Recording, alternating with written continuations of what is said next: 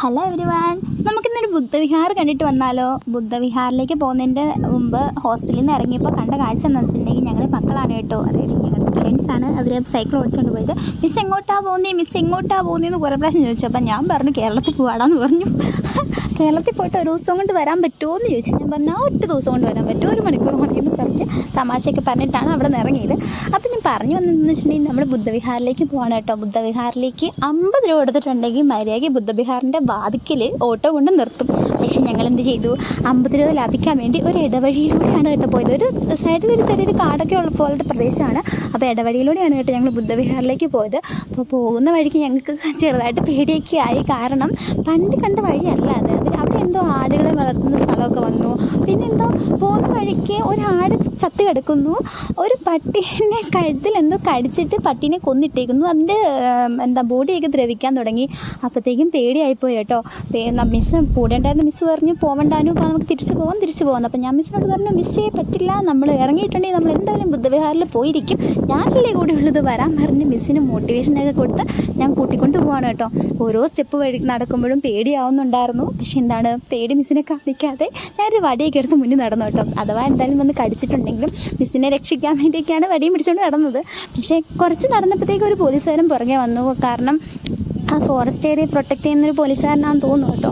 അദ്ദേഹം വന്നിട്ട് ചോദിച്ചു എങ്ങോട്ട് പോകാമെന്ന്. ഞങ്ങൾ പറഞ്ഞു ഇങ്ങനെ ബുദ്ധവിഹാറിലേക്ക് പോകാമെന്ന് പറഞ്ഞപ്പോൾ ചോദിച്ചു എന്നാൽ നിങ്ങളുടെ പേരും ഡീറ്റെയിൽസൊക്കെ പറ, എന്തെങ്കിലും പറ്റിയിട്ടുണ്ടെങ്കിൽ വീട്ടുകാരെ വിളിച്ച് പറയാനാ, സേഫ്റ്റിക്ക് വേണ്ടിയാണെന്നൊക്കെ പറഞ്ഞു. അപ്പം ഞങ്ങൾ സന്തോഷം തോന്നി. കാരണം ഒരു മനുഷ്യൻ നമ്മുടെ പുറകെ വന്ന് ഞങ്ങൾ പ്രൊട്ടക്റ്റ് ചെയ്യാൻ വന്നല്ലോ. കാരണം അത്രമാത്രം പേടിച്ചിട്ട് ഞങ്ങൾ ആ വഴി കൂടെ പോയത്. പെട്ടെന്ന് ഒരാളെ കണ്ടപ്പോൾ ഞങ്ങൾക്ക് ഭയങ്കര സന്തോഷം തോന്നി. അത് കഴിഞ്ഞ് അദ്ദേഹത്തിന് ഡീറ്റെയിൽസൊക്കെ കൊടുത്തിട്ട് ഞങ്ങൾ അവിടെ കണ്ടൊരു തടാകം കണ്ടു. എന്ത് രസമാണല്ലേ, നല്ല ഭംഗിയുണ്ട്. അവിടെ നിന്ന് കുറച്ച് ഫോട്ടോസൊക്കെ എടുത്ത് കുറച്ചിനെ വർത്തനൊക്കെ പറഞ്ഞ് ഞങ്ങൾ ബുദ്ധവിഹാറിലേക്ക് പോയി. കുറേ സ്റ്റെപ്പുകൾ കയറാനുണ്ട് കേട്ടോ. സ്റ്റെപ്പുകൾ കയറി മടുത്തു.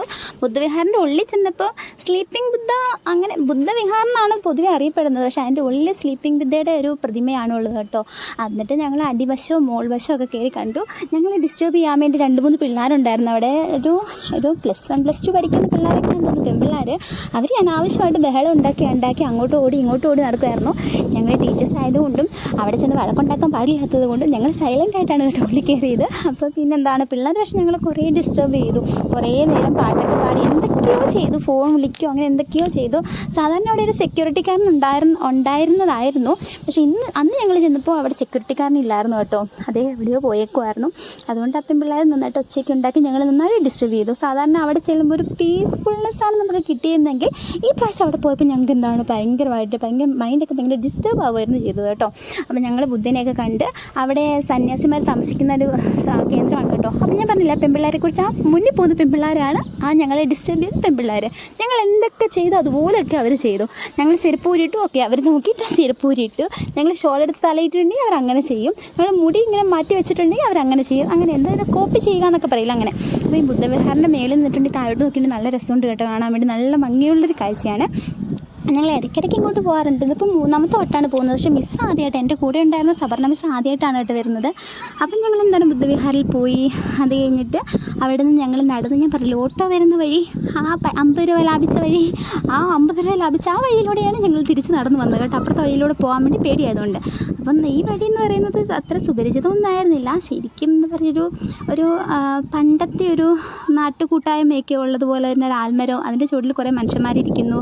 പിന്നെ കുറേ രസമുള്ള കാഴ്ചകളൊക്കെ കണ്ടു. കർണാടകയിൽ പല സ്ഥലങ്ങളും നമ്മൾ ഇങ്ങനെയാണ് എക്സ്പ്ലോർ ചെയ്യുന്നതെന്ന് എനിക്ക് തോന്നുന്നു. അത് ഞങ്ങൾ ഇവിടുത്തെ ഫേമസ് ആയിട്ടുള്ള ഒരു ആരാധ്യ എന്ന് പറഞ്ഞ ഹോട്ടലിൽ കയറി ഫുഡൊക്കെ കഴിച്ച് ഇന്നത്തെ ദിവസം എൻ്റെ പേരോ പറ്റുള്ളൂ. ബായ്.